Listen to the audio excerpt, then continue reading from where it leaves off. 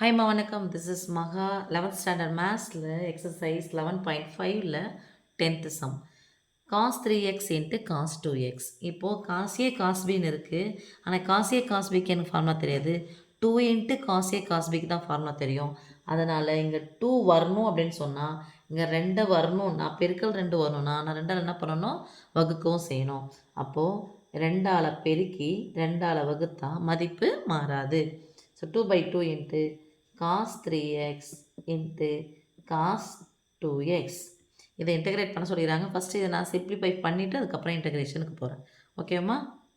இப்போது இது எல்லாமே சேர்ந்தா எந்த இதில் இருக்குது? 2 into cos A into cos பியில் இருக்குது.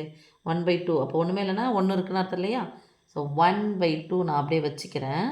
இந்த 2 எடுத்துக்கிறேன். அப்போ cos of 2 into cos A into cos B formula cos of A plus B plus cos of A minus B. ரெண்டுமே காசாக வருது, ரெண்டுமே சைனாக வந்துச்சுன்னா cos A plus B cos A minus B தான். ஓகேவா? ரெண்டுமே காசாக வந்துச்சுன்னா நடுவில் ப்ளஸ் போடுங்க. ரெண்டுமே சைன் வந்துச்சு அப்படின்னு சொன்னால் முன்னாடி என்ன இருக்கணும்? 2 இருக்கணும்.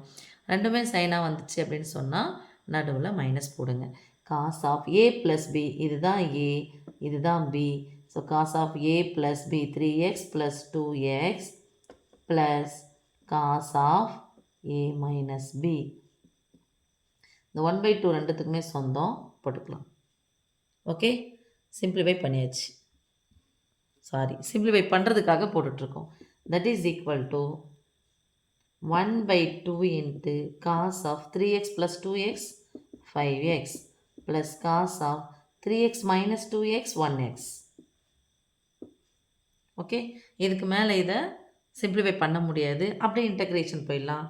So integration cos 3x into cos 2x into dx equal to இது மாறிலி வெளியே எடுத்துடலாம். 1/2 இன்ட்டு இன்டகிரேஷன் 1/2 ரெண்டுத்துக்குமே சொந்தம் இன்டகிரேஷன் போட்டுடலாம். Cos 5x plus cos x into dx. இந்த dx ரெண்டுத்துக்கும் சொந்தம், அதனால் இங்கே போட்டுட்டோம். 1/2 இன்ட்டு காசை இன்டகிரேட் பண்ணால் சைன் எக்ஸ். இன்டகிரேட் பண்ணும்போது நம்ம டிஃப்ரென்ஷியேட் பண்ணும்போது சைன் எக்ஸ் இன்ட்டு 5ன்னு போடுவோம். டிஃப்ரென்ஷியேட் பண்ணும்போது காஸ் 5x பண்ணால் சைன் 5x பை 5, அதாவது 1/aன்னு போடுவோம் இல்லையா, அதுதான். ப்ளஸ் காஸ் எக்ஸ் இன்டகிரேட் பண்ணால் சைன் எக்ஸ் ப்ளஸ் சி. அவ்வளோதான் சாமி. தேங்க்யூம்மா.